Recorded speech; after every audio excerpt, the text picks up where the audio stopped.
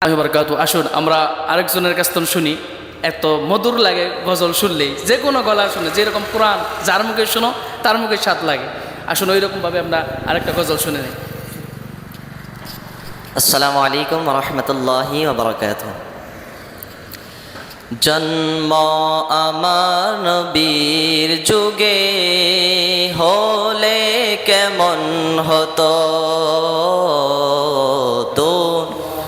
আমার নবীর যুগে হলে কেমন হতো, দু নয়নে রাসূল পাক দেখিলে কেমন হতো, দু নয়নে রাসূল পাক দেখিলে কেমন হতো। জন্ম আমার নবীর যুগে হলে কেমন হতো, দু নয়নে রাসূল পাক দেখিলে কেমন হতো। মাশাআল্লাহ, সুবহানাল্লাহ।